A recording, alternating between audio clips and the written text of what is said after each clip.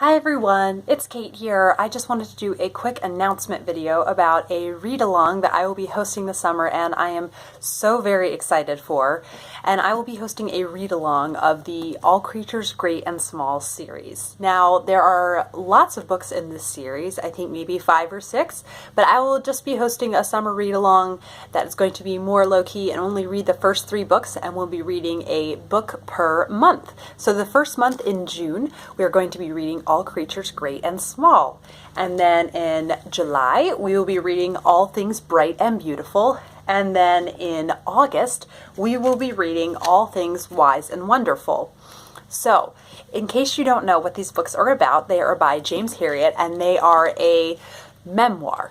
And they are a memoir about a man who went to veterinary school and is Scottish and then moves to the Yorkshire Hills and works with very large farm animals and some more domestic animals like cats and dogs.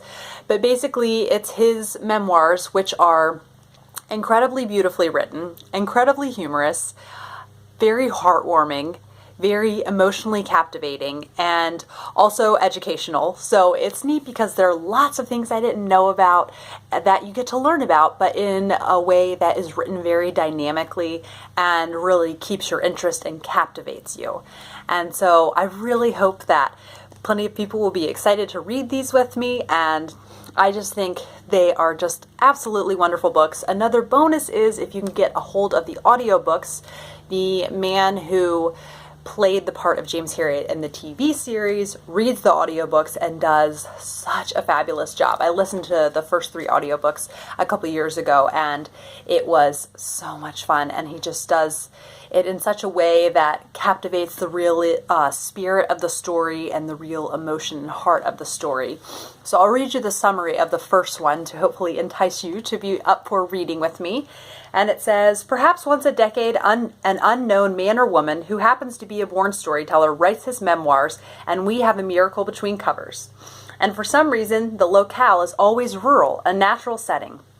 We think that James Herriot, who is a countryside animal doctor, and All Creatures Great and Small. We have just such an author setting a miracle. The book shines with humor, pathos, superb tale-telling, and a rarity above all these.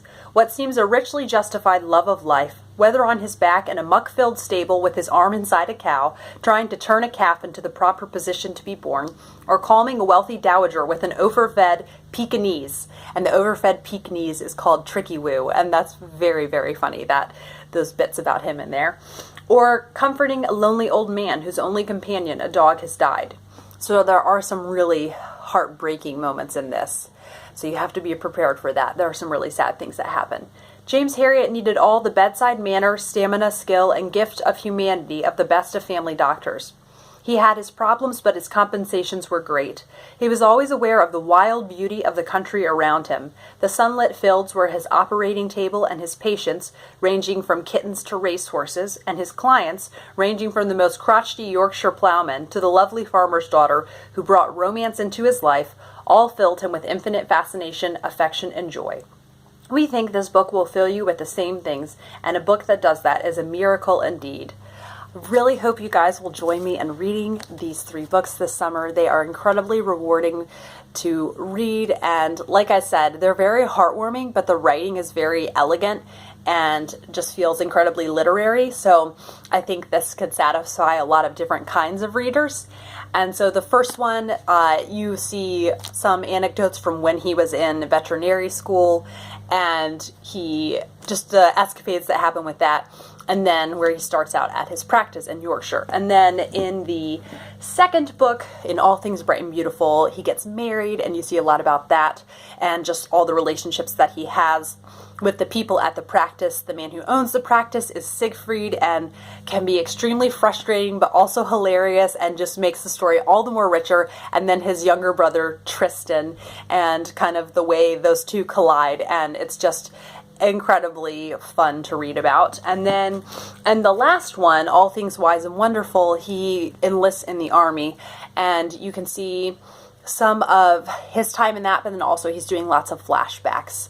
So, and talking more about his life with his wife. So, like I said, these are incredibly rewarding to read, and I really hope you guys will join me. I'm getting just very excited, and these are my dad's hardcovers, and I have ordered some beautiful, beautiful Pan Macmillan paperbacks, so those should be coming soon, and I'm really excited to have beautiful editions of them. So I hope you guys are having a lovely day, and I hope you will join me. I will link the Goodreads group down below, and I hope that I will see lots of you joining the Goodreads group. Have a great day, guys.